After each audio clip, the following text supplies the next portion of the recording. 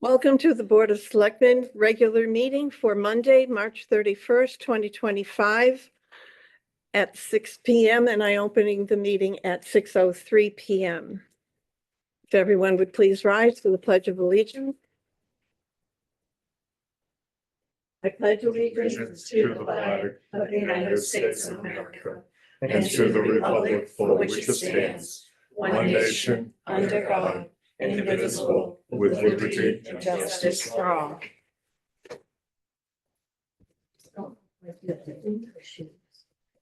Thank you, everybody.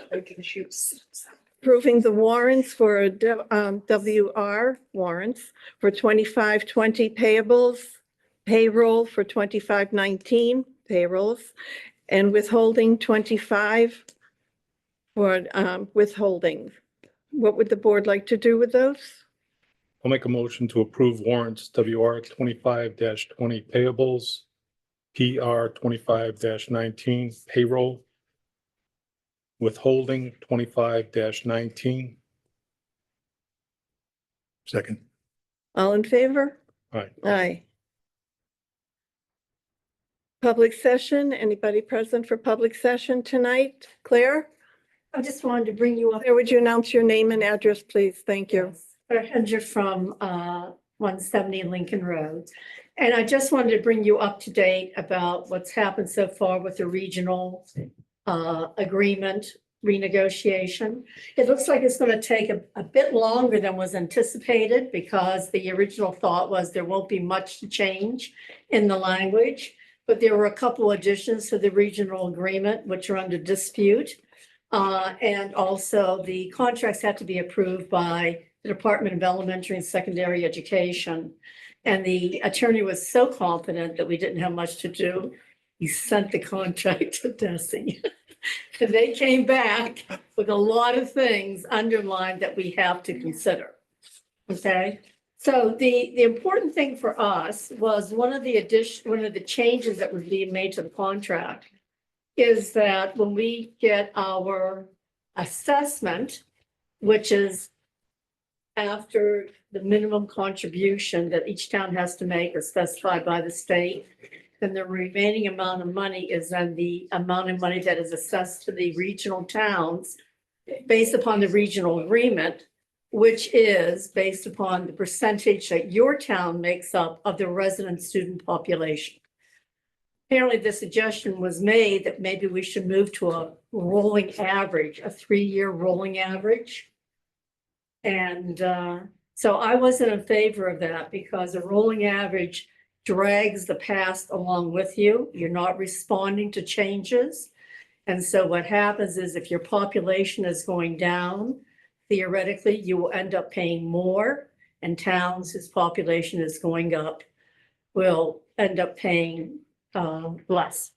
So I couldn't go back with a lot of figures for Quabbin.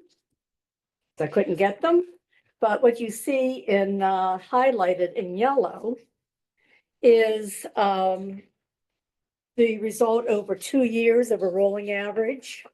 And indeed, it shows you that Hubbardston, who has a growing population, would in essence be paying $179,000 less. Got it. And we would have been paying, we were kind of breaking even $13,000 more. Right. But New Braintree was paying $41,000 more, Hardwick $78,000 more. Barry was paying $45,000 more. This is for you for your records. So I raised the objection and said that we should stick with the assessment being based upon the percentage we represent in that year, so that you pay what you owe for that year. Furthermore, I didn't give these people a copy. Furthermore, what I was looking for is also new growth, because I'm figuring that if you have new growth, then you will have a better ability to pay if it's a larger assessment. And I was making the assumption that new growth would go along with maybe an increasing population. That is a very loose assumption. However, I looked over the new growth figures that are posted on the state's website from the years 2021 to 2025. And I found that the new growth figures matched pretty much my assumptions. So Hubbardston had low new growth in 2021, 18,500 some. In 2022, it went up to 45. Then it goes up to 83,000 in 2023, and around 2023 is when their school age population has taken off. And you can see in 2024, their new growth went to $108,000. And in the year of 2025, it went to $134,000. So what that was important to me is that when you have new growth, that's part of the Prop 2.5 equation. Mhm. So it's last year's Prop 2.5 plus last year's new growth multiplied by 2.5 becomes your new Prop 2.5. So I said those towns that have an increase in population have a better ability to absorb the increased cost. And therefore, I said I will not vote for a ruling average. Okay. Okay, so they took a vote on that one and it was unanimous. Even Hubbardston, believe it or not. I think they were under pressure. Okay, I think they're under pressure. So they also voted against rolling average. We're going to stick with you pay what you owe in the year that you owe it. Coming up is another argument, and this is another one that they added. This is apparently there was an issue with the chiller. And so Mhm. we had to buy, I think it was a chiller or something for the school. It was a chiller. Yeah, and the school said that some of the towns paid up front. Mhm. That was And- Ocam, I believe. Yeah, Came in New Braintree, yes. so they locked in the percentage that other towns paid based upon the resident population at that point in time. Mhm. That was then interpreted as the towns want to lock in the rate that you will pay when there's a capital project based upon the first year of the project. That was the interpretation. Yeah. Okay, so I ran the figures. This time I was able to get resident population figures back to 2017. I got it over a 10-year period. And I figured out, so here's the resident population figures for each town. That's yours for the record. Okay, and I figured out if you have a project that's $10 million over 10 years, which Maureen Marshall said, very conservative because they're expecting, she said, a roof project coming up. They're anticipating it will be about $20 million. They'll probably do a bond over 20 years. So I used $10 million, $1 million a year, because I had population figures for Mhm. 10 years. So I figured it was representative. And it shows, of course, the same pattern as you would expect.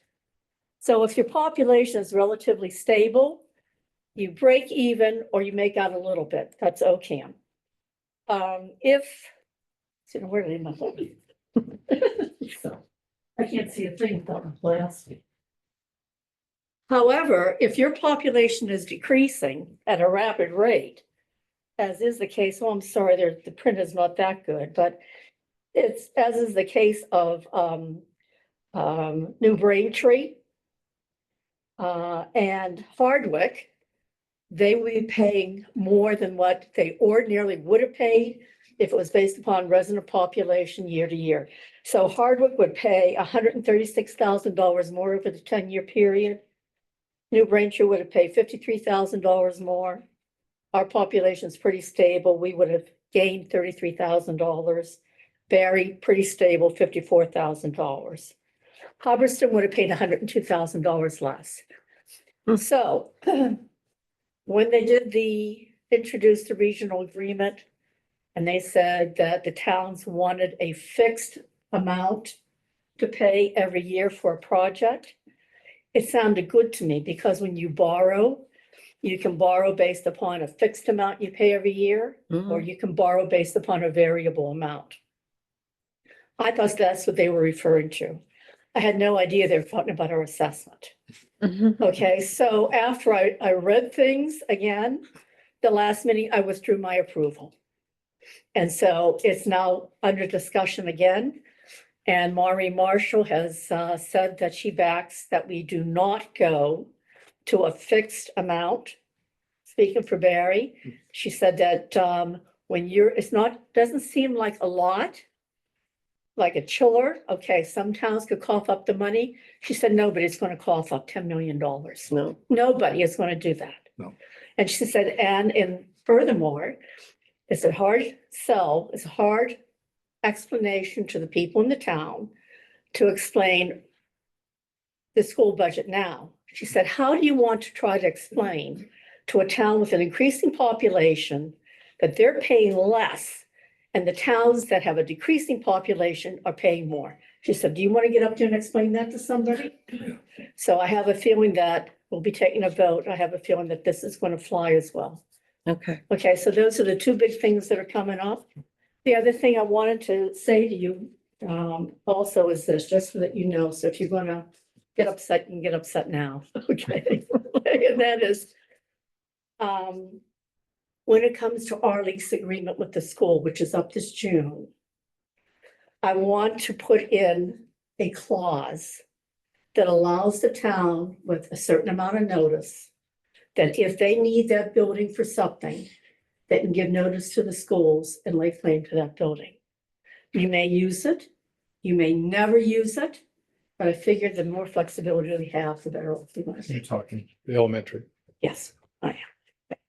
Okay, Just Okay. so flexibility, clarification on the chiller thing. yeah, Ocam paid, New Braintree paid, and Yeah. the other towns wanted to borrow.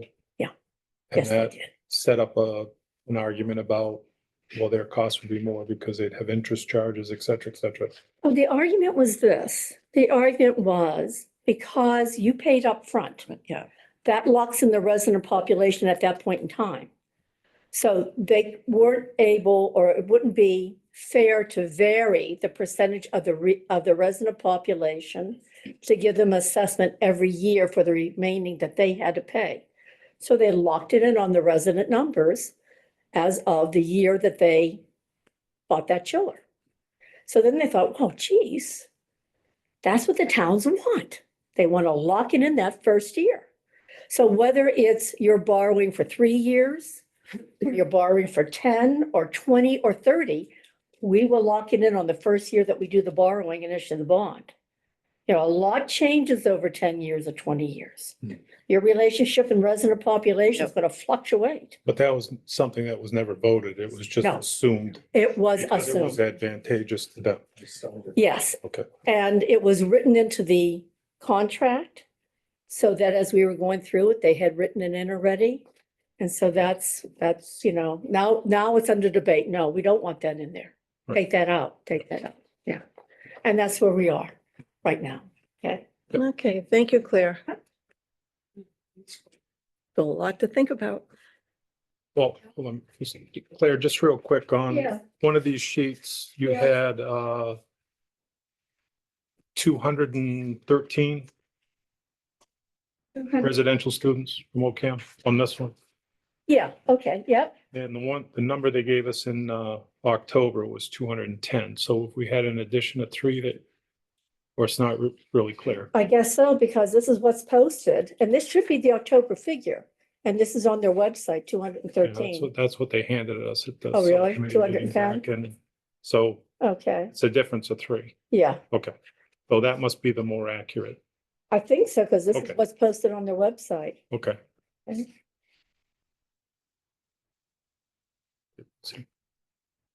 Is there anyone else for public session? Yes, sir. Steve Weitzel, 366 East Hill. I came up tonight just to ask a couple of questions about the contentious battery storage project. I just want to know if the board is developing a plan. Is there a point of contact in town? Is town council going to handle this for the town, or is there any strategy being developed for this? Right now, we have no proposals. We have no applications to see exactly what it is they have in mind to do in town. Right now, they're just trying to spread the word that they're thinking of coming to town. Tomorrow, they're filing with the Mass DPU. That's what I understand, that they are filing tomorrow. Once they file, then they can file with the town or apply to the town, and then we will start our questioning and seeing what's coming on, seeing what we can do about it. It goes to the board of, or the goes to the planning board first. I believe the state will have to come out here for Have a information meeting, meetings. right, Mike? I believe 2 of them. Yeah, But doesn't the siting, the DPU siting board have to conduct a public hearing here? I think they, Yes. I think they do 2 of them. They do. From what I've read, Okay, but until they actually file, okay, you know, when it's in their hands, then everything that comes before that is just, okay. All right, well, that's good to know. That was my only question. Yeah, no, we have nothing concrete yet to work with Right, until we see their applications and their filing. But yes, there will be a full town meeting. okay. Just, you probably all know this. They're filing tomorrow because Yes, I know. July 1 next year, there's all new rules. Yeah. Being instituted. Yeah. So, And as Okay, soon as well, we that- hear that's- something, we're gonna have town council involved. So we're not doing this ourselves. okay. Most definitely. And I did read that the AG's opinion on this, if she agrees to override our bylaw, that can be contested in court. Mhm. So, We can always appeal. There's been others that have been contested in court and Right. lost. I mean, Yes. yeah, the only thing that might be in our favor, but it depends on the administration in Boston and how much they really want this across the state. I mean, your elementary school is very close. 0.4 miles. Boston's public water supply It's is, right, it's in a, depending which way the wind's blowing, if it catches fire. doesn't the watershed property abut this piece of land? Yes, it does. Yes. Wow. So those are things that Okay. when the time comes, town council would have to present to, you know, the siting board, say, hey, look. Now, whether the DCR, you know, they're controlled basically by the governor's office, Right. so they're gonna, Has anyone spoken to DCR about this? Yeah, I did last weekend when we were a watershed committee. We gave them a copy of the plan. So they're aware that we asked them to pass it on to person and organization that would have some Okay. power on it. So we're gonna follow up with that probably next week to see who's looking at it, how they feel about it. Okay. I think the thing to remember, Steve, is you don't have a balanced state legislature, I know, so. I know. It's just, it is a longtime resident of town and homeowner. This is like a shock to me. I thought we had beat this issue. And I've been following this real close. And as you all know, like in New York State last summer, these installations caught fire. 3 of them. Yeah, and as the fire chief pointed out, a little over a month ago, they had a huge fire in California. Moss Landing. Yeah. It's the biggest installation in the country. In the phase 1 unit, which is 300 megawatts. 300. This, they're proposing 180. Right. It burned to the ground in January. That was one thing that was made clear is you can't put it out. Can't. It's easier to let it burn. It'll Right. burn out faster than if you try to put it out with And they water. say that phase 1 at Moss Landing is gonna take years to clean it up. Yep. But, well, anyway, that's, you answered my questions. Sounds like you folks are on top of it. Yeah, until something, you know, which would be tomorrow, I would assume. If anybody's interested tomorrow, you can go on the Mass DPU file room website and you can read the filing. But, okay, that's great. That's all I want. Thank you. Okay, thank you. Second. Anyone else for public session? Susan Turnbull, 1089 New Braintree Road. I'm here as the treasurer of the Friends of the Library. And I just have an open letter. It's about Memorial Day of all things. Dear citizens, many years ago, at least 6, as I know, one man over 70 who won the contest at age 10, some organization or individual started the Memorial Day essay contest that continues to this day. At some point, the Ocam Lions Club supported it, and when that was disbanded in the late 70s, early 80s or so, Jocelyn Weil picked it up and funded it in the name of her late husband, Robert. Her last donation several years ago before her passing is about to be depleted. This year, 2025, will be the end of the money. The account passed through the hands of Ocam Parks and Rec and to the Friends of the Phobes Memorial Library in the early 2000s, when the town was advised to get rid of all the little accounts or make them certified trusts. So it came along to the Friends of the Library as we were a newly created nonprofit and had a way to manage it. So every year, we have presented a nice crisp $50 bill to each of the 2 winners as chosen by the school, and the children present their work as part of the Memorial Day observances. It is very moving for the children and community. Every year, despite the fact we've all heard it again and again, it's a powerful lesson for these decades of Ocam children to realize why we take time out of this weekend every year to remember. As the treasurer of the Friends of the Phobes Memorial Library Incorporated, I am asking individuals and organizations to help continue this contest and the awards on into the future. The Friends will continue to manage this separate account held at Northbrook Fairfield Savings Bank. Please make your donation payable to the Friends of the Phobes Memorial Library Incorporated and indicate on the memo line that it is for Memorial Day. The Friends will send you a nice thank you, and we will ensure that as part of the service this spring, summer, we will announce the benefactors of the contest prizes. Thank you so very much for helping us carry on this tradition, this traditional event of great importance. Sincerely, Susan Turnbull, Treasurer of the Friends Memorial Library, 501c3 organization. Thank you. Okay, thank you, Susan. Susan, what's your goal, monetary goal for donations? I'd like 100 a year, so we could maybe go for like 4 or 5 years, 500, 600 would be great. Are you talking donations at large Donations. or from Right now, the I town have government? Or $118 in the account. That'll get me through 2025. Yeah.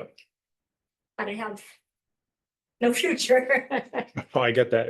But are you asking for people to make private donations or? Donations, I would accept an organizational donation. Okay, I don't know if you want to build $100 into the Parks and Rec budget so we can afford it every year. I've been, handling it, getting the envelopes, the why we do it, and a piece of paper to each presenter each year. And I've been doing that since, I don't know, 2003. no, I just wasn't sure whether you wanted to do an at-large donation thing townwide to, Ellie, under the Fire Association, and the Police Association, and the Historical Okay. Association. I don't know who else and it's an odd thing. It's hard to Yeah. publicize. But it's money that is kept totally separate from the Friends money, but it's under the 501(c)(3) of the Mhm. library, because it's considered a cultural, educational, Right. benefits the community, which is where we come in. okay. Okay, very good. Thank you. Anyone else? Public session? No? Okay, moving on. Permit fees, building inspection and wiring inspection. We were presented with information from both departments for their new fees possible for coming up. For proposed wiring fees, temporary service, $80, overhead service change, $80, underground service change, $140, repairs, minor branch circuit appliances, $80. Alarm systems, $140, additions and renovations, $140. Barns, garages, and outbuildings, $140. New dwelling, $260. Per unit multifamily dwelling and fee for service, $140. Swimming pools, $140. Residential solar installation, $160. Generator, $80. Generator with underground, $140. Reinspection fee, $65. And there are also commercial fees under consideration.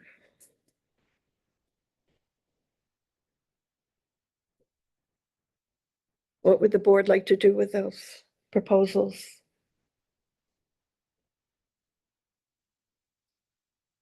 Dennis, these are basically $10 increases for the majority of them, correct? Well, increase to the town, that was the only changes.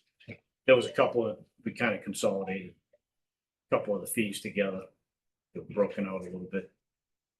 Is this something that we wanted to have a public hearing on, or are we good with this without? it? I'm good with it. I'm good with it. I think the last time we didn't have it on for a vote. Correct. Yes. So So I'll make a motion to accept the recommendations of the wiring inspector for the new fees, and that'll be effective July 1st for now. or now. Whatever you guys want to do, makes no difference to me. I was gonna ask if you're gonna put a effective date on it. I think we should. Now. We're voting it now. Now, it's All fine right, with me. so to be effective, April 1st, yeah, tomorrow, April 1st. tomorrow. Um,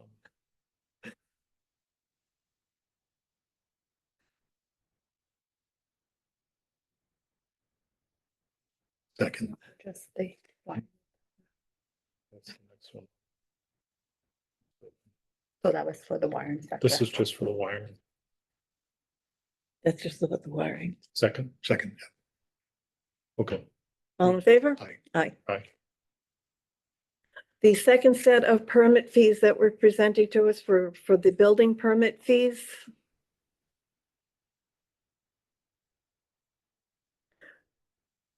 Single or two-family dwelling, $75 plus 80 cents per square foot residential. That's the existing. These are the, and red are the new ones.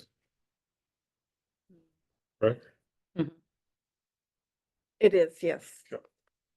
So if you want to hear the difference, I can tell you. Single will be $100 plus $1 per square foot. Alterations and additions, $100 plus $1 per square foot. Roofing, siding, windows, weatherization. Weatherization is newly added, $100 each. Garages and barns, $100 plus 75 cents per square feet. Porches, decks, and sheds are newly added, $100.50 per square foot. Above-ground pools, $100. In-ground pools, $300. Residential solar array, $200. Fireplace, chimney, wood stove, $100 each. Residential demolition, $200. For commercial building permit, $200 plus $1.25 per square foot. Commercial plan review, $250. Cell towers, $1,000. Cell tower additional carriers renovations, $300. Signs, $150. Commercial solar arrays, $12 per $1,000 total construction cost. Others, certificate of occupancy, $75. Certificate of inspection, 110 inspections, $150. Reinspection, $100. Tent permit, $75. Special inspection, $150. Change of use, $200 plus construction permit fees. Zoning determination, $300. Thank you. Don, do you need me to print it for you? no, I got it. Okay. Just read it. Yeah, fine. I had it with me.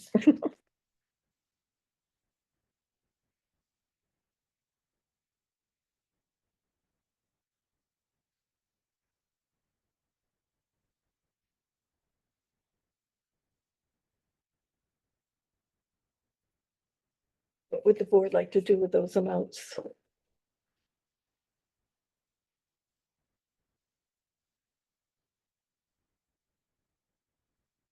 Those are pretty much in line with every towns of our size. That's where I feel that they're I'm a little concerned They're that it's, equivalent. on a lot of them, it's a 25% increase. That's because we haven't done anything since 2000 or 2014.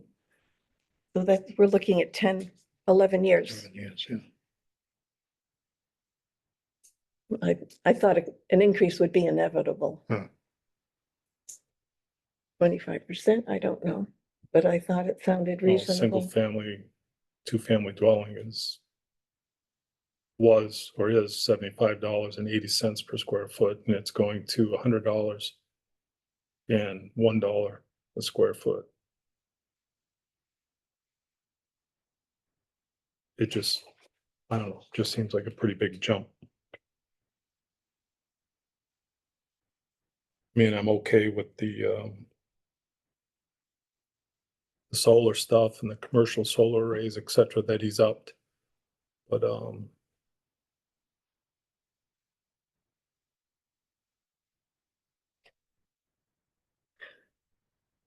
I've seen amounts from several towns and it's within keeping. It's not excessive. no, I know, but I'm just. It's less than some, it's more than others. I would have rather have seen a smaller increase, more in line with the wiring inspector's increase.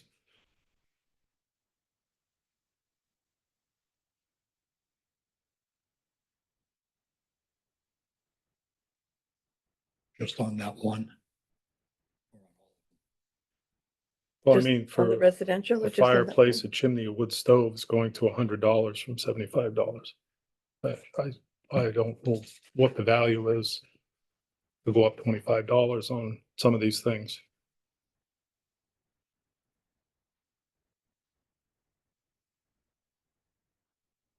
I mean, these are a direct to the residents of Ocam. It's not what's going on in other towns. Other towns have other issues. The commercial part of it, I'm okay with all that, but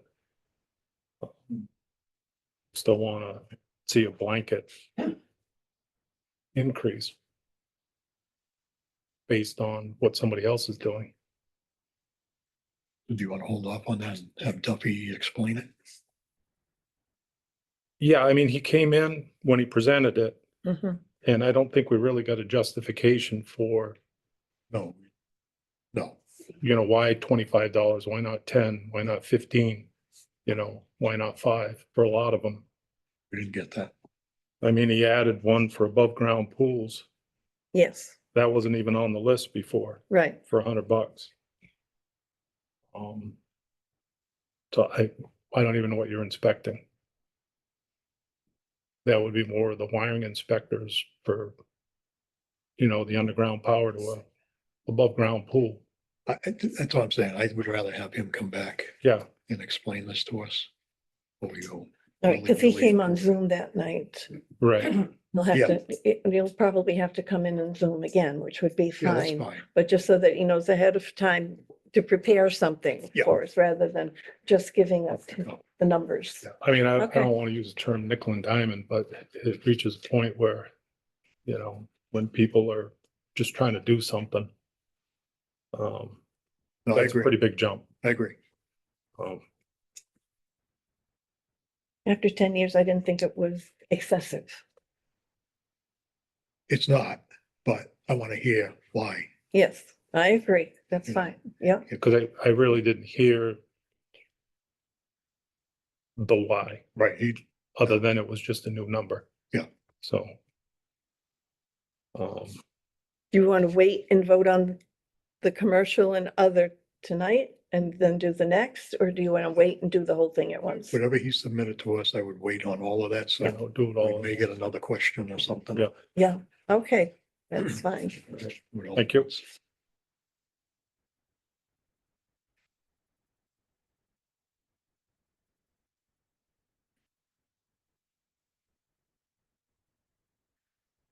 Okay, thank you.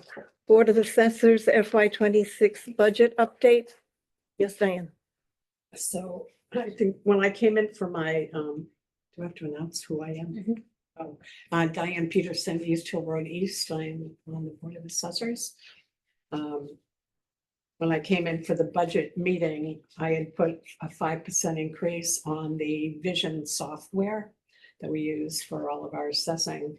And so last week we got the notification, and it was, let's see, after I had put the 5% in, we were still $716 short. Oh, Yeah, went up a lot. And they said the majority of it was because they have increased their customer service. They have a lot of things in the works for software development and updates. And so it just the cost of doing business. A lot of money, but still the best software on the market for what we do. So I guess that the only way we could cover that in our budget was to, and I don't know what you did, I haven't watched YouTube yet to see what your budget meeting was last week, but if the board still has any stipends, then we would be willing to give up half of the stipends to cover that and put that into the increase to, if you want to do that, that's fine. Otherwise, because it is a reval year and we have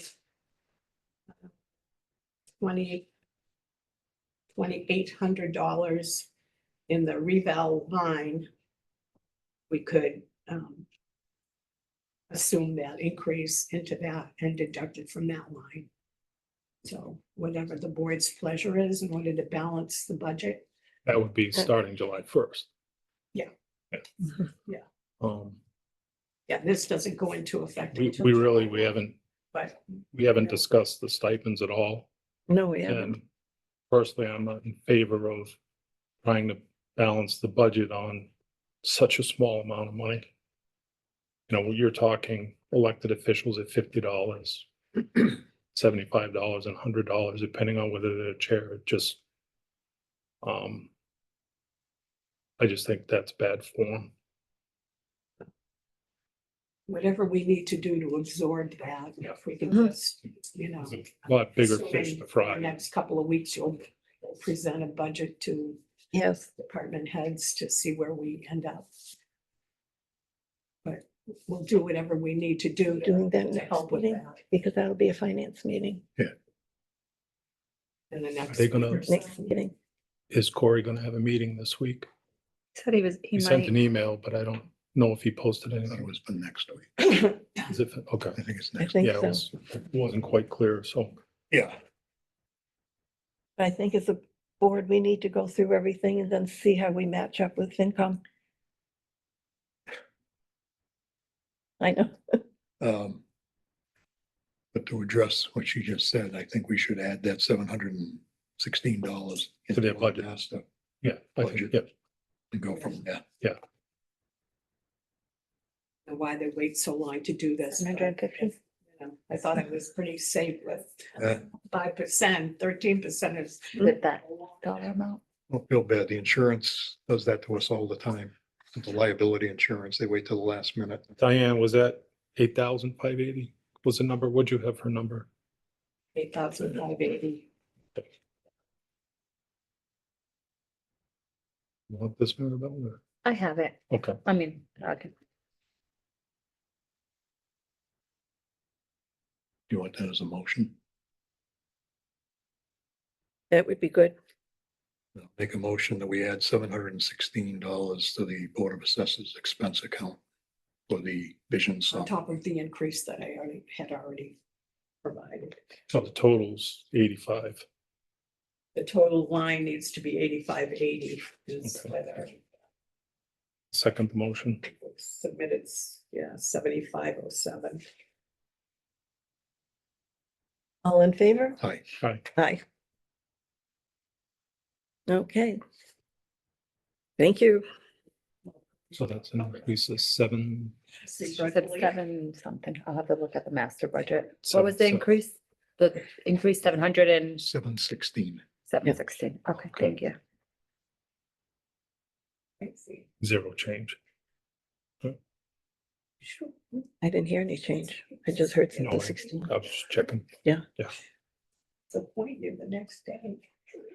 Okay, Ware River Watershed Advisory Committee support letter. Asking us to vote and to sign their letter. Do we have a representative from the planning board or watershed, sorry, Watershed Advisory Committee? Tom, would you like to explain? Yeah, the DCR has made a point in their new regime to shut many of the roads in the area. Used to be always acceptable during the mud season, they would close the roads. And during the deer season, hunting season, they open up most of the gates. But they're held bound to shut down just about all of them. And our committee feels that the two roads that I mentioned should be left open for people that can't walk the distance to go in to fish. Or people want to go in and view birds or wildlife. They should be able to go in there with, and like they had in the past. There's really no damage, in our opinion, that's done to the roads once the roads are dry.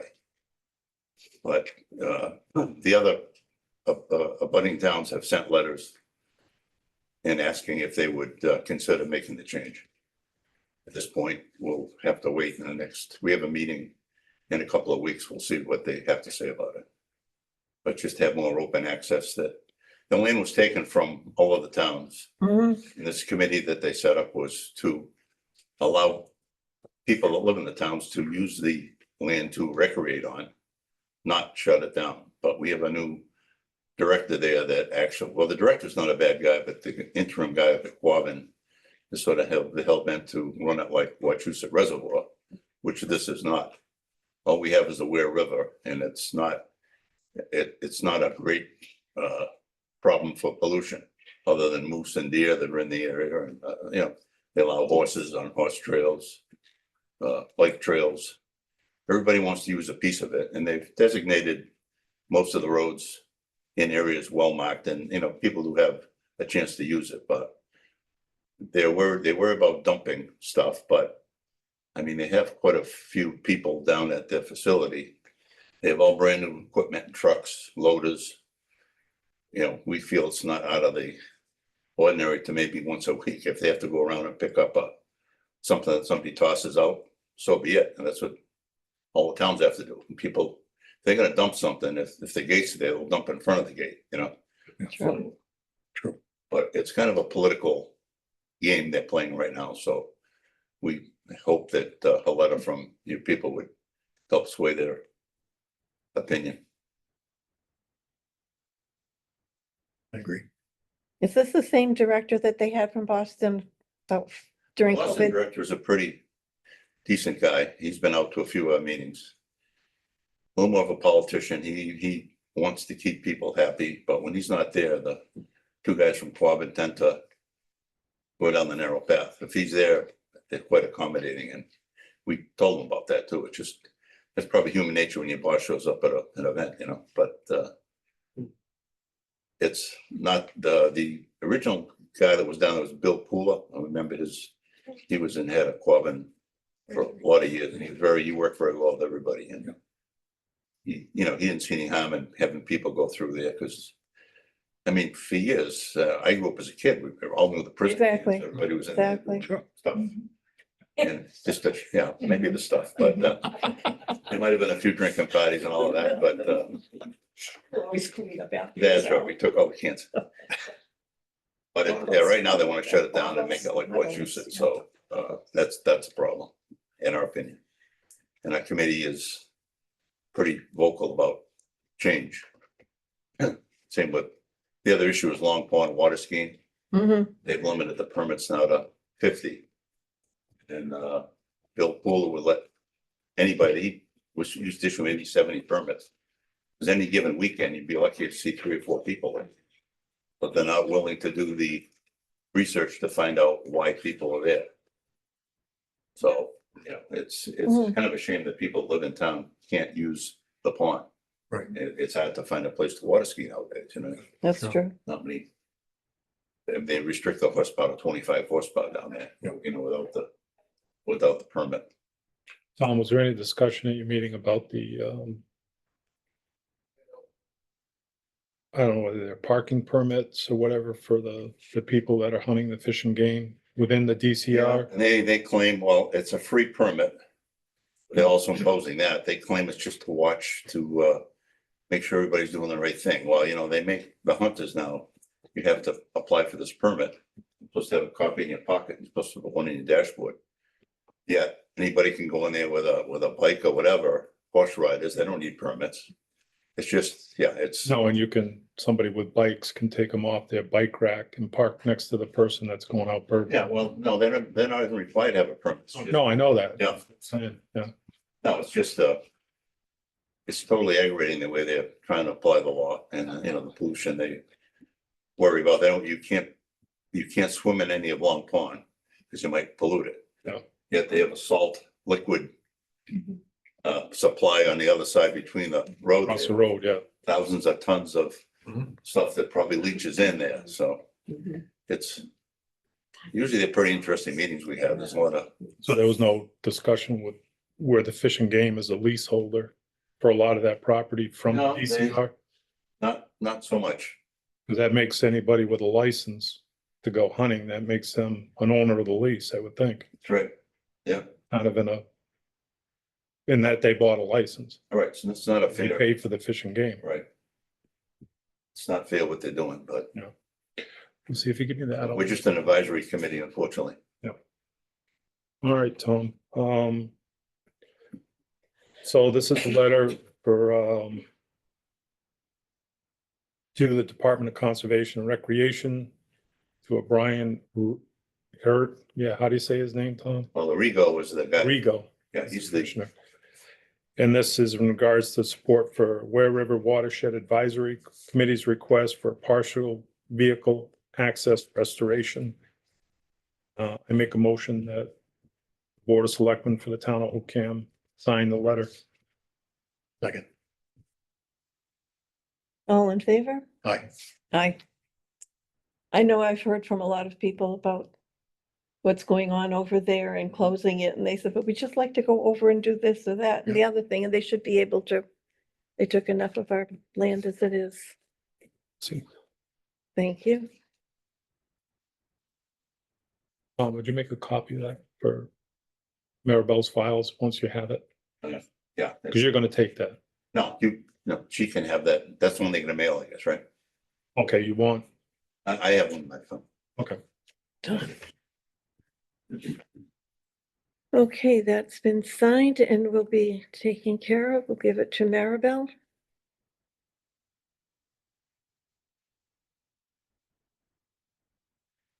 Okay, thank you.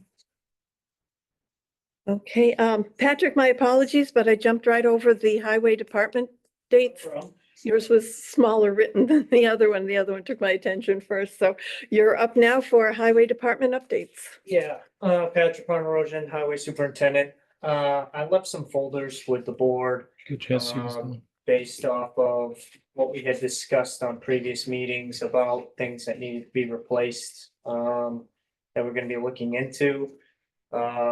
Roadside mower / multi-season piece of equipment, would do roadside mowing, would also have other attachments able to be used on it, a loader, bucket, forks, a plow. Basically can be used all 4 seasons. I had looked into an F600. I call it a 1-ton, but it's essentially more than a 1-ton. It's small, it's still a 6-wheeler, but it's under CDL.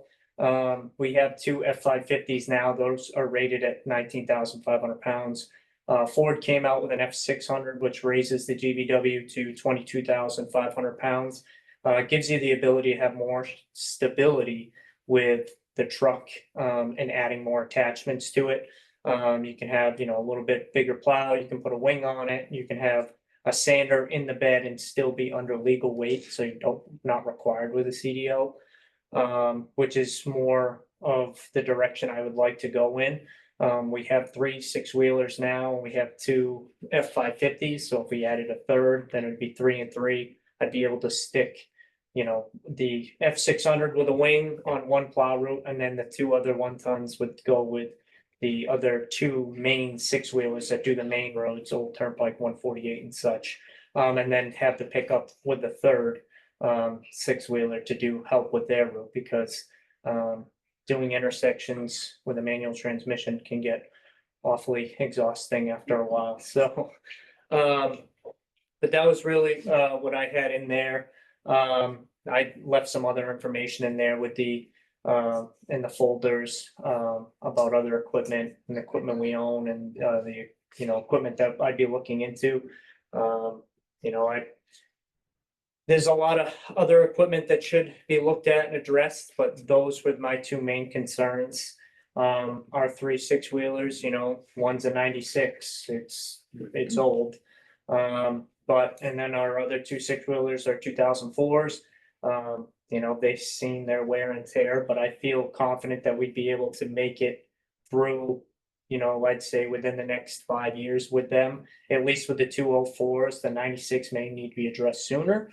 But I feel that the two pieces of equipment that we would probably use the most over everything else would be some type of roadside mowing piece of equipment. We do roughly 200 to, we had went back, I had included in there, but then like I'd say the last 5 to 8 years was the amount of hours we roadside mow. It ranged anywhere between like 150 to 300, sometimes 350. It really depended on, how much everything grows. But and then, having not being able to fill the seat for the Oshkosh, so that would be the reason why to purchase an F600, and then I'd be able to put a driver in it that doesn't require a CDL. I mean, we have that option because we had raised the rate, but still trying to find somebody that's willing to come in and drive it is the downfall. So that would be the reason for the F600. I gave them to you just to look over and talk as a board in your opinions on what the next steps you would like to do. I did include if we had used Chapter 90 money to purchase one of these pieces of equipment, what they would cover and then what would fall on the town. It doesn't, unfortunately, Chapter 90 doesn't cover the cost of the mower head itself.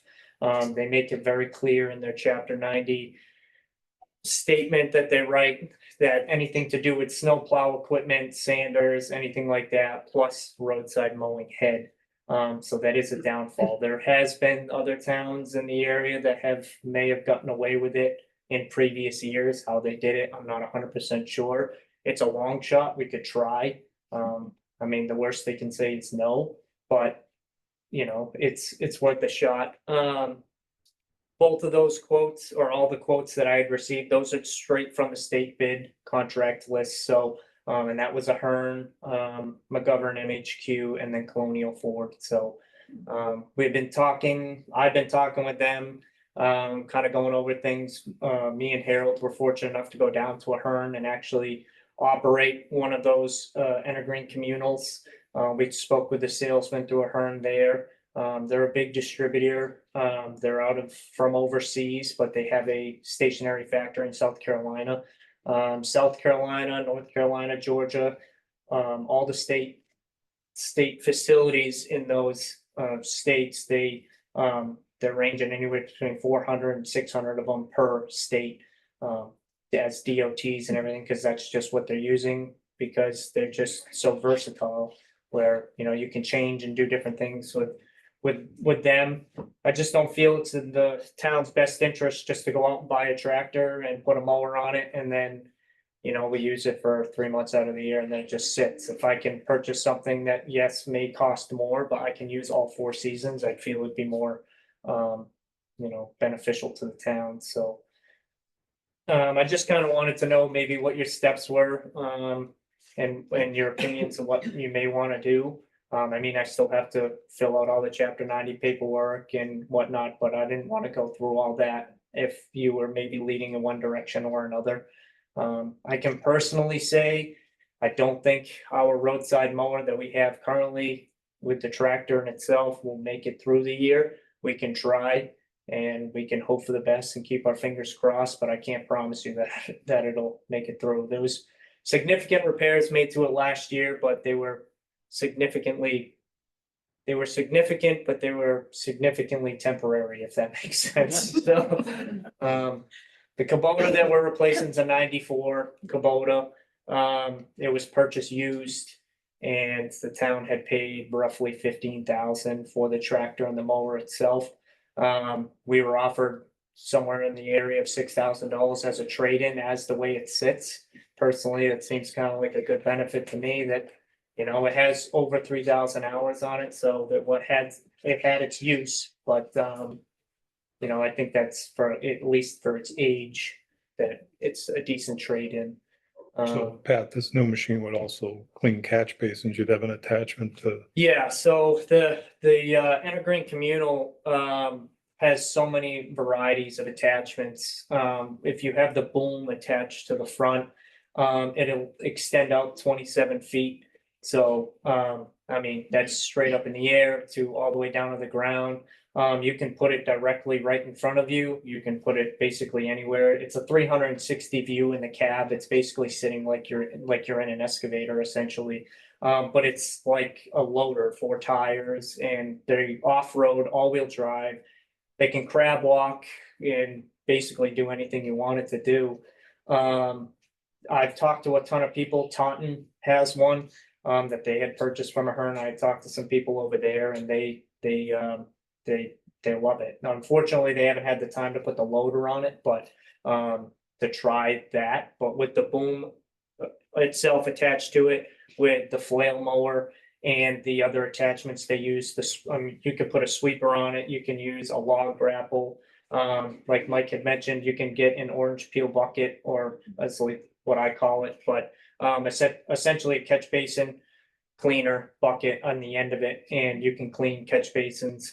There is a stipulation of whether it'll fit through the grate or not. They use more of those or less those catch basin cleaner heads attachments for like beaver dams and other things. But it says it'll fit in the catch basin. I believe them when they say it, but I'd love to see it.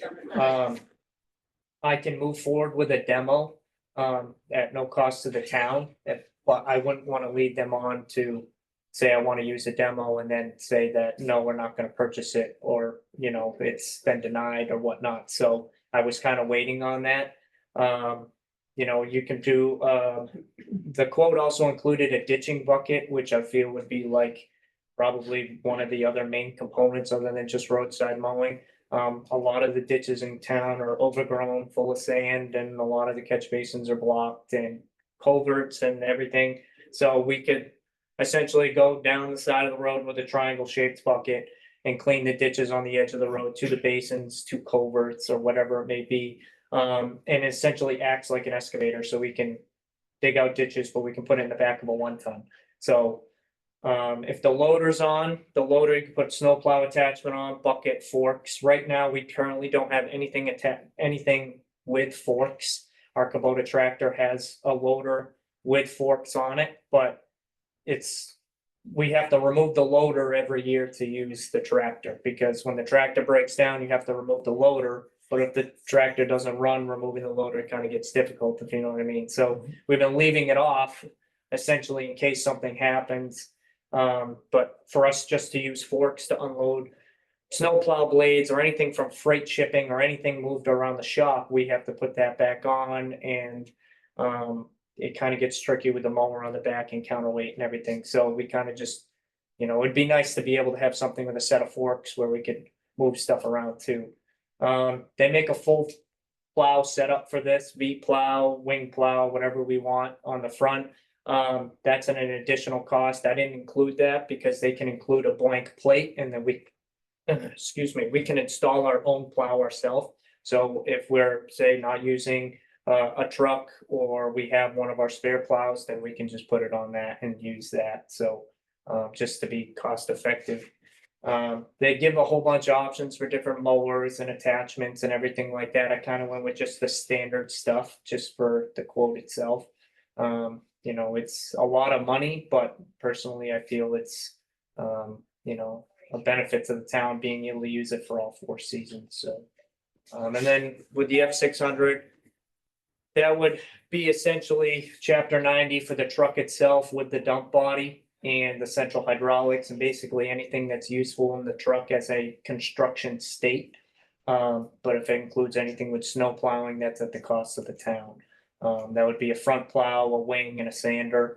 And I had wrote all the numbers down there, what the town would cover and what chapter 90 would cover. but, it's essentially where I'm at. You know, I put in there for about trade-in stuff too, and everything included with it, so. I'm just kind of looking to see what direction we'd like to go in. I know there's some roads that need to be addressed in town paving wise. I have a small list of some roads that could be addressed sooner than later, like Little Berry. Us trying to plow that right now is like bulldozing. We're just ripping up all the asphalt. It's just so deteriorated, but it needs drainage on both sides of the roads, which would require us to rent an excavator, put the drainage in, and then have them come pave it. It's a short piece of road, so it won't be astronomically expensive, but it's still, that's something that needs to be addressed. Everybody uses a cutoff. Other than that, some parts of Berry Road need to be redone, possibly Old Turnpike as well. And you know, Scott Road, there's a few other roads that do need to be addressed. In certain sections, I don't think it's, in my opinion, required to repave the whole road. Some, you know, there may be one or two roads out there that should have the whole road done, but some other roads we could probably do a couple sections at a time, at least up to certain intersections or certain points. Just the bad spots. Yeah, for now, until we can address further issues of why they're bad spots and, you know, whether it's a drainage issue or if it's just because there's no base under it. Fortunately, that seems to be a big issue with a lot of the roads. I know Stone Road only has one house at the end of it, and it's a very untraveled road, but that road needs to be addressed significantly. Driving down that road with a plow and a full load of material is absolutely horrendous. You're bouncing off the roof and the floor and everything else around, no matter how fast or slow you're going, it's pretty bad, so. What's your priority, Pat? That you would like to see? Priority, honestly, is roadside mowing. I mean, we could, you know, skip a year if we had to, worst case. You know, or we can try doing our best with what we have to get through the year. But we do have a decent amount of Chapter 90 money right now. So I feel that, you know, we could definitely improvise and put it towards something that needs to be updated. I'm kind of looking into possibly if, you know, if we can keep this money with the amount of Chapter 90 money that they're supposedly saying they're going to give us, maybe do like a few, you know, a road or two a year, but then also get on that equipment replacement to where we kind of get back on track of replacing some of this equipment, because it's not only just an expense to the town with vehicle maintenance and repairs, but it's just a safety concern at this point. I mean, our 96 International, I had to put 4 tires on it this year because they all 4 of them blew in the same storm.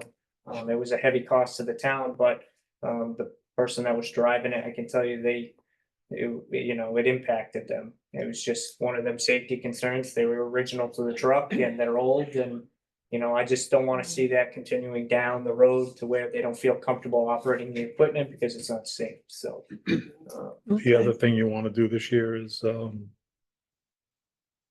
the sanders. yeah, the electronic sanding controls, That's a priority, right? To that would be a priority, reduce yeah. the salt usage. Absolutely, yeah, so there was a quote in there, the town of Warren, West Brookfield, North Brookfield, they all use that certified power sander control. We have one truck right now with that sander control in it, so I'd like to keep it the same. And this company's fortunate enough compared to other companies that I talk to is that they send you a kit and then we can install it ourselves. And that also will benefit us if down the road we end up replacing one of these trucks, we can personally take it out and then put it in the new truck. So then we're not having to deal with back and forth that, or we could have the truck outfitted if it was new with it already from factory, and then we would have a spare essentially, but. So you would only be able to do one now, right? Well, we could do one in the 04, but they make a kit that would work in the 96 as well. So we would. Because that was something you didn't think they could do. Yeah, I didn't think the other companies that I had talked to, Dickie John and Neptune, they didn't recommend putting it in an older truck like that. But then when I had talked to some people out in Warren at their DPW, they had used these sander controls. That's the same as what we have already. And they have an older truck like that, and they said they were able to do it. I had spoken to the sales rep of the company, and he says, yeah, absolutely, just a few things in the kit would need to be changed, but it would be the same price. They also have the option for someone to come out and help calibrate with the road speed in calculation, because it factors off of road speed too. But this would significantly help us cut down on salt usage, and being able to calibrate them properly, and, you know. So move that would be forward. a priority for town meeting in June. Yeah, it would definitely be a priority, because that would significantly help us. There would also be something I'd like to include, which would be road temperature sensors. I was able to purchase one this year out of our budget. They're roughly like $1,100, but I put one in the pickup and I put them out in the 1-ton so we can put it back and forth, but I would like to put one on I'd like to get 2 of them, I'll put one on each of the main road 6-wheelers. Then we would have an idea for road temperature. I think we fight that a lot more than we should. Not knowing the road temperature can really deter of how much material we're gonna use. So if, you know, we're having colder road temps and there seems to be a significant amount, a lot more of ice or snow, then we can justify how much material we're putting down. If we don't know the ground temperature, then it's kind of like a shot in the dark. I know it's kind of sounds crazy, but there is like a mathematical thing to it, so. I think that would help significantly too. I can get you quotes on that as well. But So this machine at Ahern's, versus just a tractor with a mower, right. what was the difference in cost between the two? I had looked at a used Kubota that was traded in by MassDOT. That was a 2024. It was only a year old. It had just over 200 hours on it. It's sitting over there right now. The tractor itself with the mower on it was 200,000. It just kind of seems a little ridiculous to me that a tractor with just a mower and that only job is 200,000. So it was kind of mind-boggling to me. A brand new tractor ordered from Kubota, you'd be looking without the mower, 200, 220. And then you're putting the mower on it, you're looking at another $25,000 to $40,000, depending on the size and the brand. So that's bringing you almost close to a machine that has a lot of attachments Yes, that you can exactly, use. exactly. The machine itself, the communal, I think just the machine itself, it's on the quote. I would think it was somewhere in the mid 200 something thousand. But if that's covered by chapter 90, that would come with a loader, bucket, forks, and the boom that the mower would go on. They had taken in trade-in quotes on a few pieces of equipment, and if they took those trade-ins, then the town would, if chapter 90 approved the machine and the attachments, then the town would only be left on paying $4,000 to $5,000 for the mower head, because the trade-ins would go towards the mower head and chapter 90 would cover the rest.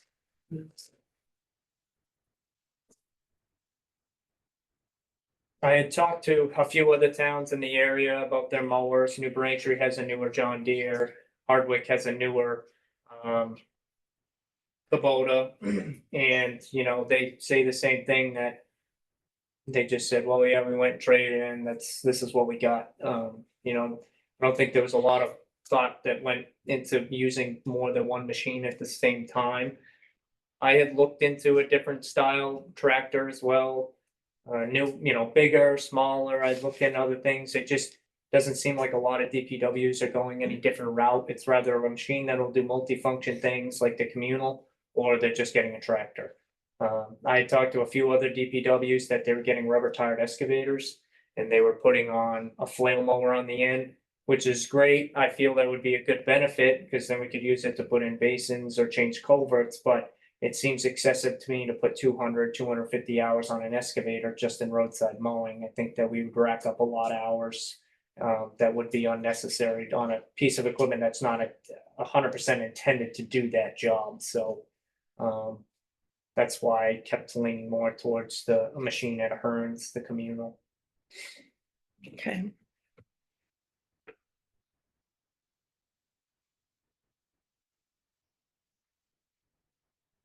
Any other questions? Don?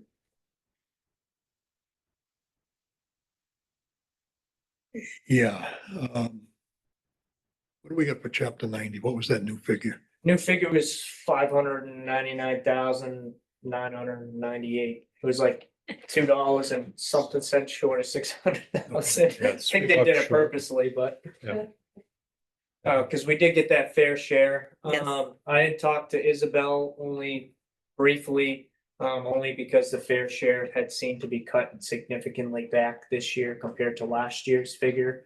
I don't know the exact, but we got like 15 or so thousand this year, but then last year was like 40 something thousand. So she was gonna try to figure something out with that, but I have a feeling maybe that's why we might be getting an increase in July. Maybe they cut everything else down and then you get a lump sum in July, so not really 100% sure on that, but we got closer to 600,000.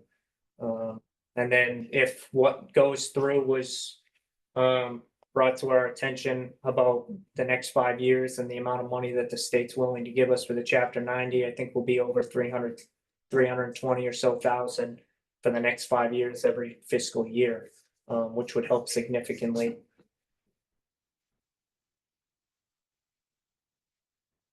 All right. You can cover the cost of that tractor out of chapter 90 and still be able to maintain roads. Yes, if we purchased that tractor now, I believe that the amount of money that we'd spend out of chapter 90 was roughly 320,000. And then that would cover everything but the mower. That's the head itself, and then that would come at a cost to the town after trade-ins. But there, like I said, there may be a chance that chapter 90 may cover it. Other towns around here had thrown it out there and they paid for it. So Okay. it's a shot in the dark. I was kind of doing everything on the safer side, but we could always try. And if they say no, we take it off and we reapply. It's like a 7 to 10 business day thing after I send the application in and you guys approve it. That's 7 to 10 days for them to whether or no it's approved or not. But So Pat, what are the absolute must-have attachments that you would have for that?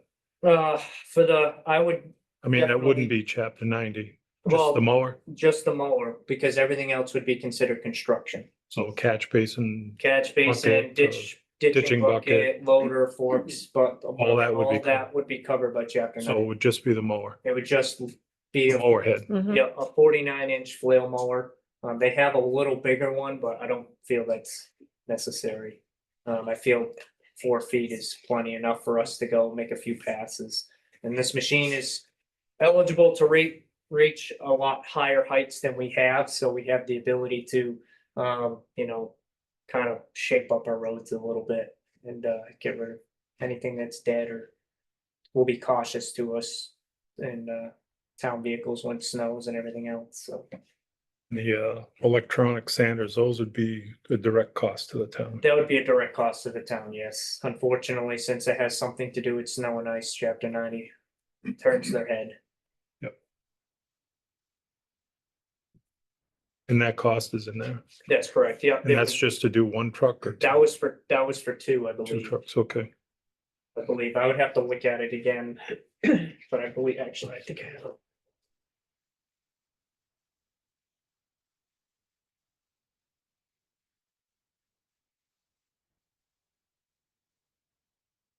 Yeah, that was for two certified power Freedom 2.2s with the upgraded service system.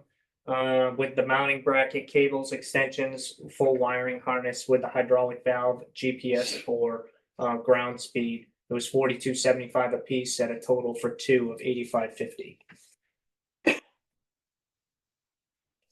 That came from Polar Equipment. The sales rep his name was Chip. Everything was in stock. They're out of Weston, Mass. They do anything from sander controls, plows, basically anything snow and ice related. And they do service a lot of the DPWs around us. Okay. So with the calculations that Mike Smith Yep. at your seminar, Mhm. what did he figure? A 2/3 reduction in material? Yes, So that would be a savings right. for that. what that material costs versus, Based off of sand year. and salt purchasing, yes, then it would cut down significantly. And being calibrated, the truck that we have with one of these sander controls, we just calibrated and it was like roughly 75 pounds per lane mile more than what it's supposed to be. So Mike had went through with us quick of how to cut it down because some trucks can only be limited so much. And he went through with that with me and Harold, and we had been able to cut it back to where we're running that anywhere between 180 and 220 pounds per lane mile, depending on the setting that we have the sander on, which is perfect. you got anything else, Tom? Just keep in the back of your mind, we have $18,000 left in the fire truck. Fire truck. The town meeting can reappropriate, to pay for this extra equipment. That's a one-time cost. We also have 46,000 in Coming back for electrical permits. fees coming back, Yeah, July 1st, basically, yeah. but we've got it there. Yeah. He's not gonna be using a plow now, No. so. The only thing I did want to mention is the dealer that I would go through if we were intended to purchase the F600 at some point. Ford makes their cutoff dates May 2nd. So, yeah, which is unbelievably crazy, but apparently they have so many orders at Ford to where May 2nd, they shut off the build dates for 2025. So then they would essentially push us to 2026 for a build date, and we probably wouldn't see that truck until September or October of 2026. If we purchased and gave the okay for a build before May 2nd, then there would be a possibility we would see it between September and January of 25, 26. So that is just something to keep in mind, but that is just something out of everybody's control that apparently everybody's just purchasing vehicles. Okay.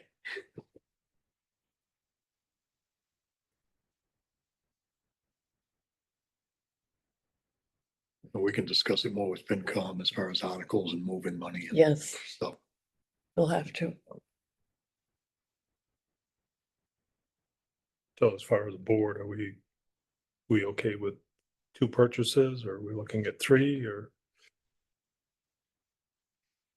Because you got road work to do too, so. Yeah. But I think your priorities are the mower after last summer. Mhm. I mean, if the F650 goes out a year, that'll be all right, won't it?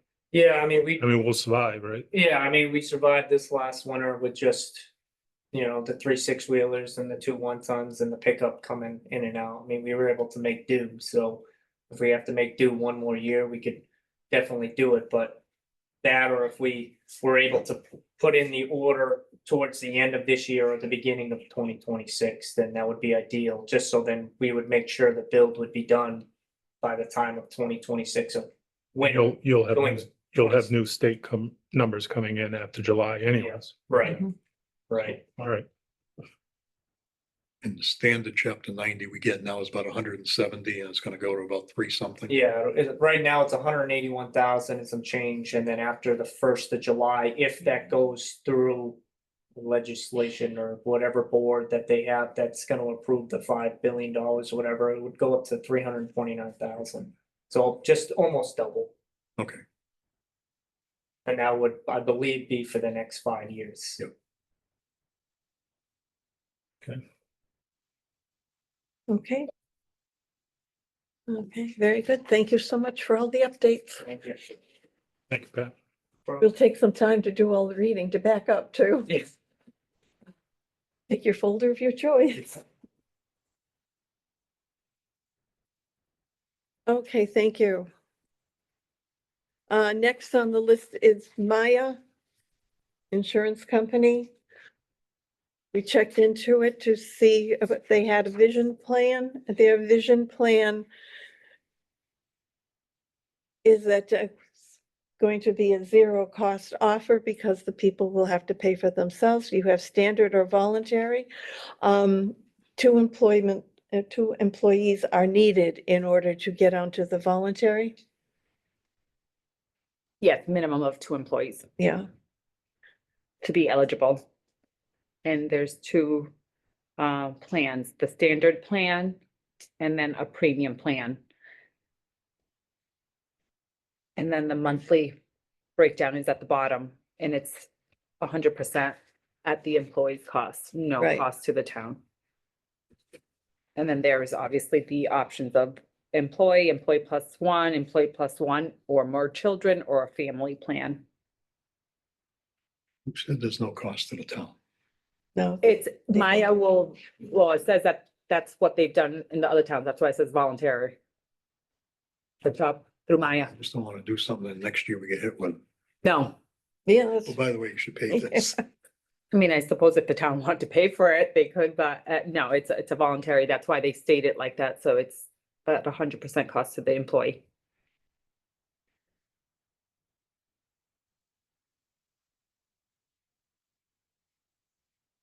Do we have any feedback from the police department, whether they were interested?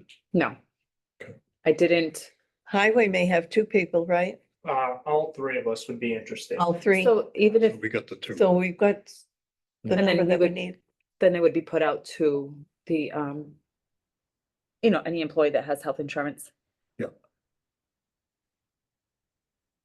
So this is just a question of that if they wanna pay So- for it. So the question for the town to decide is if you choose a standard or a premium plan. That is the town's decision. What's the difference? A standard plan, the copay is 25 versus a premium is 10, but the premium has a frame allowance of $20 more than the standard, which is 150 versus 130. So then with the premium plan, you pay a few dollars extra. For example, an employee, just one employee at a standard plan is $4.97 versus at a premium at $6.77. So, I mean, the co-pays would be less for $2 and change, $3 and change. Obviously, the more it grow, the bigger the plan, the most, it's about a $5 difference Yep. for a full family. I mean, it. And those are monthly Mhm, costs. mhm, Okay. mhm, to the employee. So that's the board's decision when it comes to that, but with the premium plan, it does allow for a little bit of a extra frame allowance, $20 extra, contacts, $20 extra. And the frequency is yearly for both frame and contacts versus with the standard plan. One is once a year, and then contacts is only twice, every 2 years. So the frequency is a little less.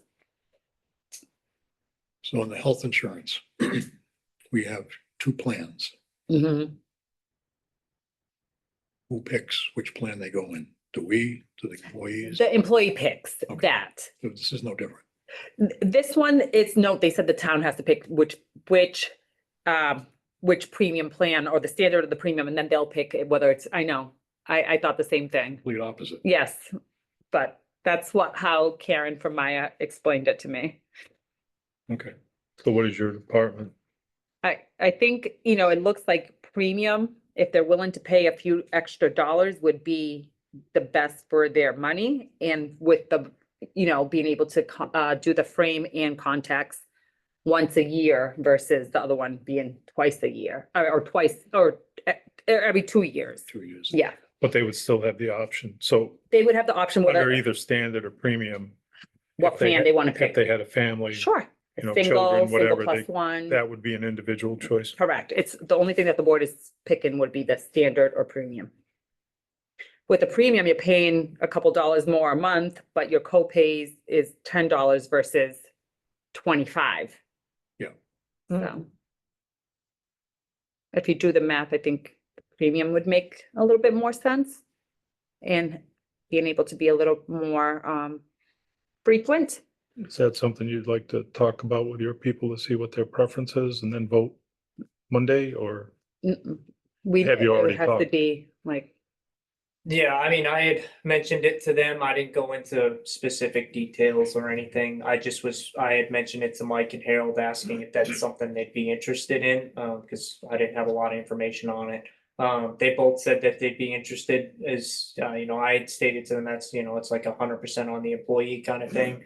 And they said, if it's not in a significant amount, then, I didn't have exact numbers or anything, but I told them I didn't think it was gonna be any more than $20 a month, so. I personally feel, to my benefit anyways, a premium plan would be better, cause I'm more often to go to the eye doctor than maybe others, but. That's not my decision, so either way, vision insurance is really good, so. And they need this kind of soon. I know, and I literally just got it on Thursday or Friday. I have no problem offering the benefit to the employees. I don't have a At their problem with it cost. at all. And keep in mind that if at one point, whether you choose standard or premium for 1 year and you want to change for the following year, it can always be Yeah. changed. I mean. All right, so you want a motion? I see. So I'll make a motion that we go with, what are we calling it? Blue 2020 Premium. through Maya and premium plan, Yes. to be offered to the town employees, at 100% their cost. Second, All in favor? aye. Aye. Yep.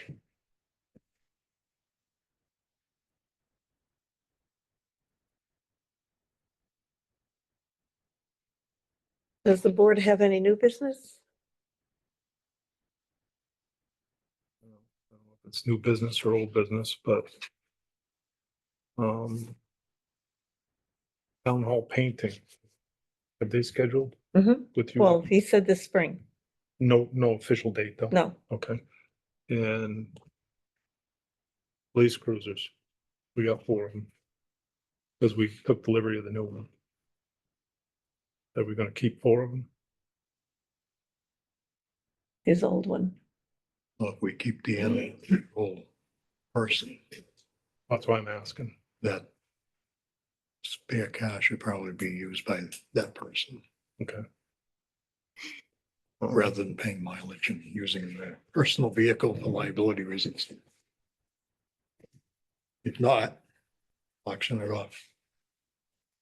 Okay. Yeah, it's the second part of that question. Yeah. Yeah. Because there's no sense paying insurance on No, something that's not being used. right. But we won't know that until we finish our budget No. study, And a correction from last week. because Our- she's on the list. Our quote from Sarah Hunter was $175 an hour, not 125. Oh, So that would come out at 15 hours a week would be 136,500. can't afford that. That's why the accountant had said, did the board come up with a pot of money? I mean, at 125, it was going to be 97,500 for treasurer collector. I did speak with Sarah. We're gonna try to have a phone conversation tomorrow to maybe see if there can be a reduction in the hours. Versus not necessarily 15 hours, maybe 8 hours. She feels that they can maybe that they could do the work in half the time versus just someone that does it for one town. Their biggest challenge would be having someone in the office for tax collector office hours. Okay. So if that is something that could be reduced by just regular, day hours, someone internal, maybe that could reduce a lot of or some of the costs, I should say. I don't know Yeah, how much, yeah. but some. Mm. So you're gonna follow up, or you've got a follow-up phone call with her? Mhm. Okay. So reducing those hours is $45,000 reduction from It's still a lot. still a lot.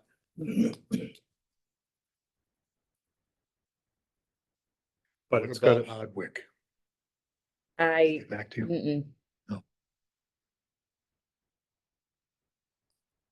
I'll reach out again. I know that they had expressed, maybe Rutland's employee would have been interested, but I did contact Rutland. And he said he would let me know if that was the case. I've never heard. I said if he is, because I wasn't sure if they were insinuating as joint services, as, hey, he might just be interested in an additional job. But I didn't really get anything. Is he full-time over there? I- 40 hours? I believe so, or at least close to it.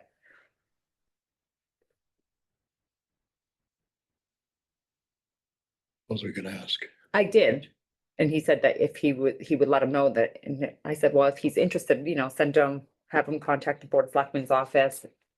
I haven't heard. This was a few weeks ago, Yeah, it is. couple, Probably, 2 weeks ago, It yeah, is. at least the last time. they're in the middle of budget stuff too, so. That's it. um, They don't know exactly what they're doing either. No, But while we're in that office, I mean, trying to tread and keep going, the conversion is moving along. well, that's good. Payments have been processed in the new software for excise taxes, which is good. And it Good, Seems to good. be, going well. We're just trying to get a couple reports from the old software still to be then integrated into the new software for it to be all, Yeah. it's just a lot of moving pieces, but it is making progress. um, town reports coming up to send to the printer. I think they're all there except one. And we're kind of gonna end up in a time crunch for Skyline Drive, an old schoolhouse drive road. I don't know where any of that stands, with Jack Amadio's passing from his attorney, so to get that on the annual and to still give the planning board the 45 days for review and the highway department for their review to get back to the Board of Selectmen and then to get the articles written by town council. So John? So you give an update on that. Phil sent a letter to our attorney yesterday. Okay. To find out what the delay is, because she got a hold of him about 4 weeks ago. We haven't heard. So it's in the hands of. yeah, town council. he spoke to our attorney, Right. but he had also We had have, to set up so that right, Phil was gonna go down and pick that stuff up. He can't do it legally, so. right. The whole council, he said he'd take care of it. In 4 weeks, he heard nothing, so. He drafted a letter and sent it today to find out what's the delay, so. Hopefully we'll hear something in the next week.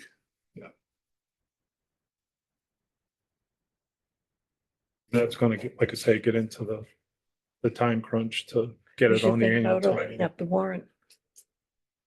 To get our articles in. We're gonna need to do that really soon too. First, at least the first or second week of April by then. Yeah. We should, because we're gonna need to have it all done by the middle of May. Time is going.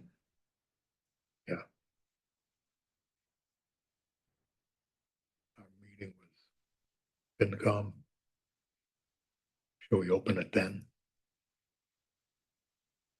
Open the articles. That'll still be a week away.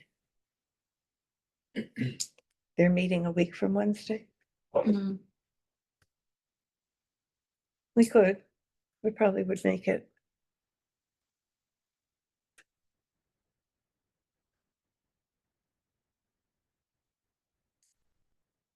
Actually, we can open it anytime because we can put any date on it to close.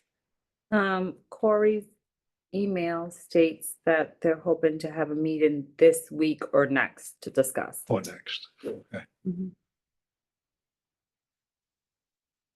But he didn't recommend a date. Well, if he wants this week, he has to have the agenda up tonight. Well, for Wednesday, so he wants to meet Thursday, or Friday. He doesn't.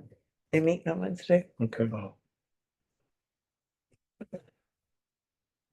Well, yeah, 7:30, he would have already had to have it up. If we open it today, should it have been on this? Yeah, you can't open it until this. It's not on the agenda, yeah. Normally, We're not closing it. We're not- I mean, you guys make that we're decision not putting it typically. on it. Well, we can meet Monday. We're not Yeah. scheduled to Yeah. meet Monday, but Yeah, we that'd be probably fine. That'll work. start meeting every Monday Just just gotta be- because there's a lot going on. Get it done. So let's meet So Monday. Put it on Monday. To open. Okay. Yeah. All right. Because we still have other decisions to make for the budget next Monday as well, so Yes, we do. time is moving. Yeah, we're gonna have to ask the building inspector to come in to sit with us. So if he can come Monday, that would be Could good. we ask Duffy to, come on Zoom on Monday Yep, and just and have? if not, the following Monday, like the normal regular one, but yes. Either, yeah, because next Monday will be The budgets 7th. again. I just want to add one thing before you close. We've been cleaning the highway barn and I've been able to kind of clean everything up and, we pulled the old sweeper out of the woods. I had emailed you about it. Yep. I found someone willing to take it and pay us $400 for it. That's at your discretion of what you would like to do. We have no ways or means of transporting it to a scrapyard. I'm assuming that's probably the best place for it to go. It doesn't run, it doesn't move. We have to kind of just drag it around everywhere, so. We had stripped it basically 3/4 of the way of basically everything that'll fit on our sweeper, and now it's in our container. But I just don't feel we should have a mouse house sitting around, so. I can do that. I can also call around, see if I can get any more for it, but at least at $400 paying to the town, it's better than paying someone $500 or $1,000 to get rid of it, so. I'll make a motion for the highway superintendent to Suppose get what he can and dispose of the very old sweeper. 1984, They're going to come and pick it up, right? yes. Just like- Yeah, it'd be no cost to us other than we'll help him load it. And then, he can write a check to the town. And just, it's $400, so, second. All in favor? Aye. Aye. thank you. That pretty much cleans everything up, right? Yeah. To a certain point. I was going to say, yes. to a Did you certain get a extent. chance to look at North Brookfield Road? Yes, Is- I don't know exactly what happened. There was a driveway installed prior to me working, and becoming superintendent. I have a feeling that is the reason why that water is pooling there, It's stuck between two driveways. Probably with the basin being there probably should have been an advisement of a culvert pipe being installed underneath that driveway. Okay, I haven't really found a way to come about it yet, other than having to talk to the resident. And see if there's something we can work out, that or. We can try sending the water somewhere else and putting in another basin, but then we're tearing up 148, so. It's Yeah. kind of one of them things where. It probably should have been looked at a little better prior, but when I looked at it, the water was coming actually onto the road, yeah, and during the winter when that freezes. right. An issue. It just has nowhere to go with the hit, that hill there. Yep. And then it's one driveway and another driveway, but the basin's on the opposite side of the driveway. There definitely should have been a pipe there. No So water there and the basin's dry. I can conform a letter and, Is that Send it to between him. South and Robinson? no, that's between Forest Hill and 122. The new house that was built on. the Okay. hill. All right. It sits way up on the hill. Mhm. So eventually that's gonna affect their driveway if it keeps, Yeah, it'll definitely start affecting the driveway into our road. Yeah. If it keeps eroding away, that Right. hole will just get deeper and we might run into even more issues, so. So I that driveway permit hasn't been refunded yet, right? I don't believe so, no, that was before me, I But can, it's not paved, right? no, no, So it no, wouldn't it's have just been- asphalt grinding, so, I mean. You know, essentially, they could hire someone, I mean, it's at the property owner's expense to install a culvert pipe. So I don't know if that's going to, you know, cause an issue with the homeowner and the property owner, but. I don't know how that would essentially work since the permit was given, he had paid. And the driveway's installed now, but I don't know, you know, I mean, we're kind of going back on ourselves, so I don't know. But the apron isn't paved. No. Okay. So until it's paved, you don't refund. Right. Okay. If it's that damaged without it being put an apron on it, wouldn't it come under the contractor? He should have made it so it fit the road. I would have thought the That's part of contractor his would have responsibility, I would saw think. the basin right there and Yeah, then you put the road exactly. in here. Yeah, I don't know where the downfall was between who inspected the driveway and gave the permit and, you know, I mean, that's technically at the superintendent's decision of whether the homeowner or the contractor that's working on the property puts a culvert pipe in or not, so. I just don't know what happened there. I can write a letter and I don't know who put the house in as a contractor. Or I can try contacting the homeowner. I'm not sure. Well, I guess probably start with a letter. I Okay, think, I thought I um, saw their sign there one Oh. time. I'm not sure though, but because I see it in other places. But I think it could have Should be on been. the permit. I can start with the homeowner, property owner, and then if they don't wanna deal with it at all, then it'll be us against the contractor then. Well, yeah, just see who Yeah, I'll just, took out the permit, right, whether it was a homeowner or well, the contractor. homeowner would have to have taken out the permit, but I'm sure the contractor was the one who put the driveway in. Yeah. So, and I would assume that the contractor had some type of contract with the homeowner of installing the driveway at the proper permit. Yeah, no, I only say it might have been the contractor because I don't know whether it was Yeah. a spec house or whether it was Right. that type of thing, Right, or whether it was, I will, I'll dig further into it. okay.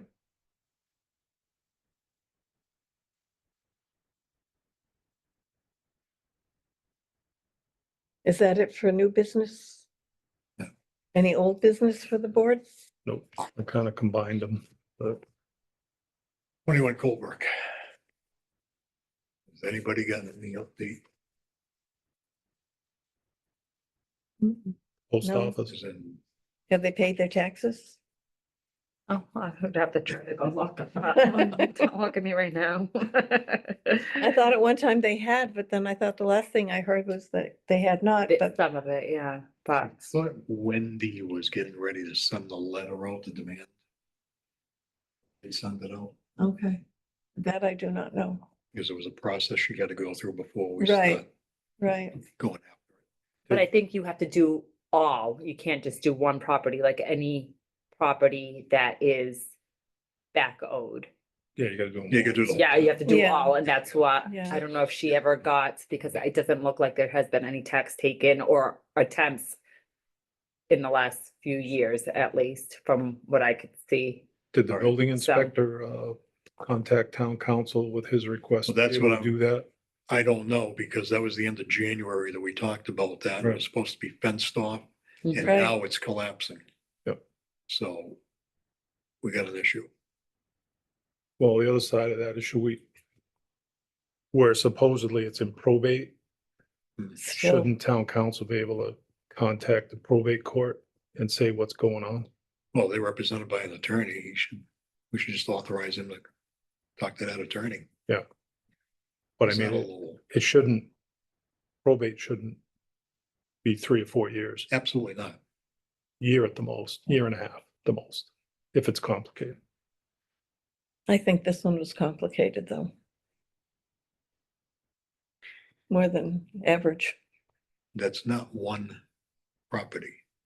There's 3 properties there, believe it or not. I remember Lisa talking about that Yeah. and something was recorded and something wasn't and, Hmm.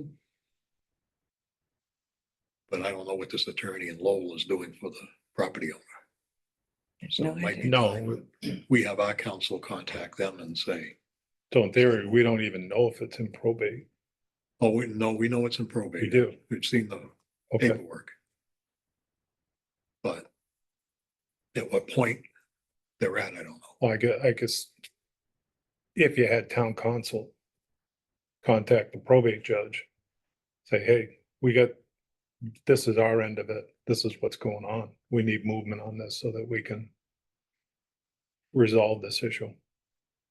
That's why I said it would be prudent to have him contact the representative, the attorney representing that owner. Rather than going right to the court may not, No, I get it, but this way. we have contacted the attorney once before having one, Duffy did. and he didn't get much of a response. No, but I think the attorney said that should be fenced off. Right? They gave permission to fence it off Yeah. And to put the signs on. and the signs. The signs we got, but not the got those. fencing. But he didn't get that much out of him other than that. No. As far as No. where it was moving to. Yeah. Otherwise, I think it was hands off. Well, I mean, literally, I think he Literally. said hands off. well, so if we talk to him Monday night, we can ask him if he has any Any updates? updates. Yeah. So, I think some branch fell, crashed into the barn. Oh, And now if you notice, it's sitting like this.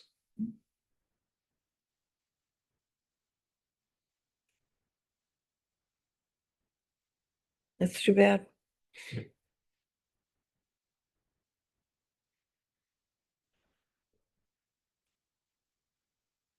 Well, we're talking about town council.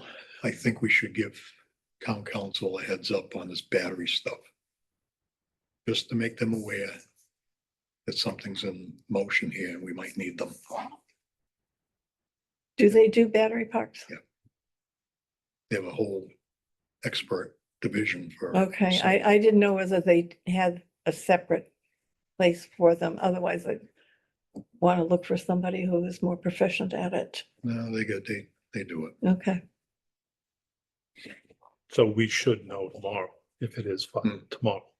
So I was gonna say, if it's actually filed, they actually do it tomorrow. I think now is the time we contact our council and say, look, let them We be may be up aware, against- yes, We're expecting this. yeah.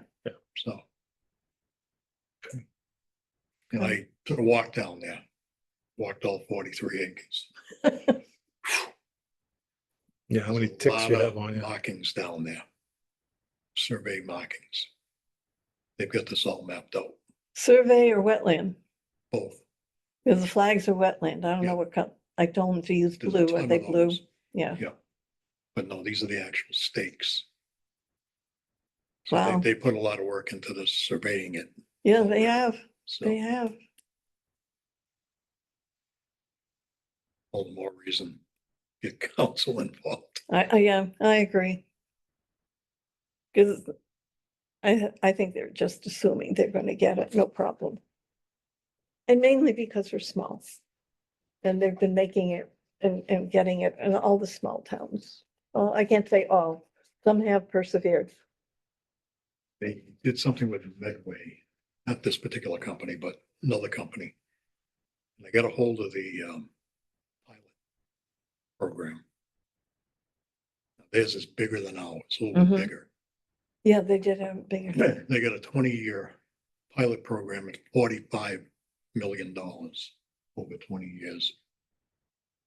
But every year there's 150,000 additional for community improvements and 75,000 every year for the fire department for training. Why? If it's so safe. But, yeah, well, that is the best they can offer probably is safety.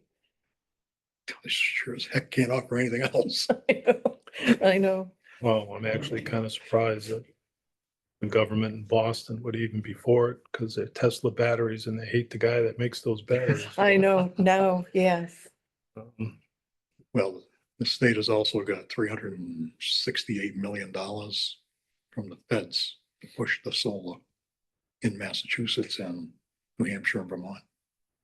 So Markey and the other one Warren, Mm-hmm, we're right there with the governor.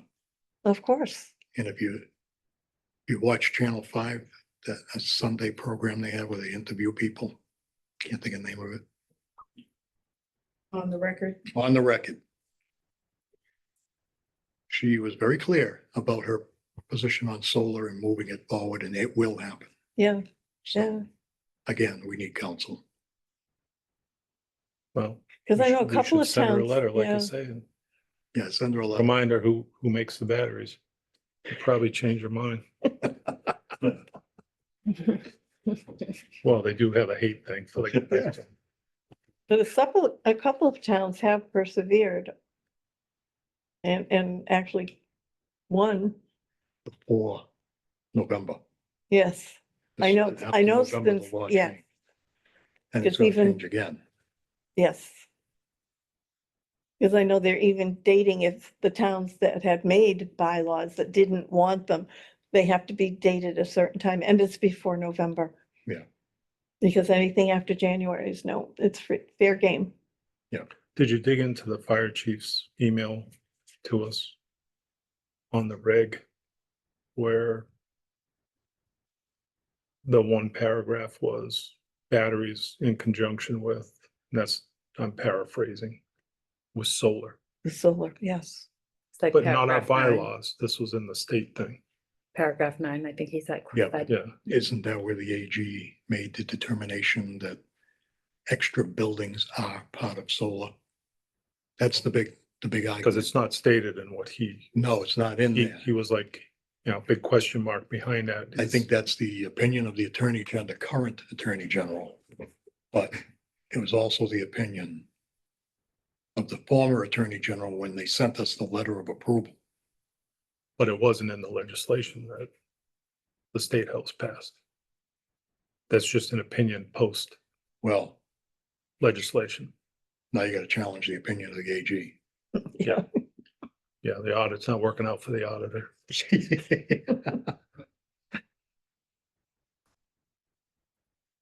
Under new or old business, I did get an email from Tony Roselli asking if the town is interested or was thinking about doing another audit. Oh, in the For- town audit. Yes, the town Town audit. audit. I know that you guys had talked about a specific audit on the Yeah, treasurer's office, Mhm. but yeah, this one was for a general. And if so, a new work contract would be drafted because we met our 2 years with them. And then a new rate be given. You're gonna be talking to the accountant anytime soon, I'm sure I'll check in with her at some point this week. because we need a bond rating. And we needed these audits done. I think we've got 3 done. we have 3. We need it before November, pretty much. Yeah. To rewrite that Yeah, for that's the new tanker. what I'm getting at. Okay. So we should also ask for the general audit to Roselli, but also a detailed of treasurer's office. Yeah, And you want to stick with Tony Roselli? I would think so. Do You both. guys, Oh, no, just because I think that was discussed a few years back to do only, or to do, it was recommended to do a few with the same and then every few years. the DOR says do like 5 years and then switch to another company and do another 5 years. And Correct. I know we were talking about, if to do for the treasurer's department, get a different one than one that does the town. might be cheaper to use the same one. Exactly. We So just I'm kind of thinking, get it all in put it there at all- the same time. Yeah, Yeah, I mean, as long as we have our criteria that it isn't part of. Mhm. We want, separate from, we want you to the do general. a detailed, more in Yeah, depth. So do you think that would be something for an article for an annual town meeting, or because it wouldn't be beforehand? Because normally the last couple of years it's been done around this time of year, so it's done and complete by the time the annual town meeting comes. Right. But, I mean, where Yeah. would the funding, we put that as an article. I think we did. Yeah, but then we Yeah. did it the following spring. Right, In the following spring, yeah, I put it into the budget. right. Yes, Is it still in the budget? No, I think we used that last we one. used it last time. Yeah. For that point. I'll have to go look, I'll look. We're already counting that in there. Okay. I'm not sure. Doesn't go away. It's still there. Right, no, I understand that. But We'll even have at to that, look. we would still be probably a little above and beyond whatever would be in there. For the second. For the part, second part, the yeah. treasurer. Oh, yeah, Oh, yeah. yeah. So now That, could that'll be be an add-on. stabilization for a one-time. Yeah. To square the books and everything for Yeah. Mhm. whoever we hire for a new person coming in.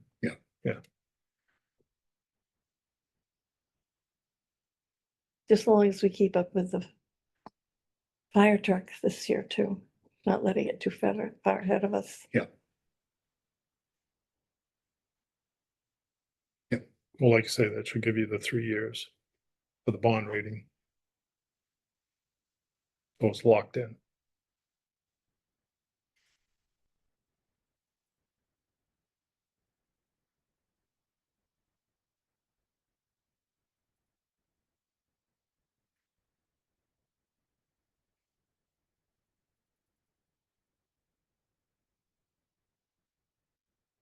Anything else? Nope. Anything else? No? We have a Maribel, anything that we've forgotten? No, no. Motion to adjourn. Second. All in favor? Aye. Aye. 7:50. Adjourned at 8 PM. I'm looking up the screen.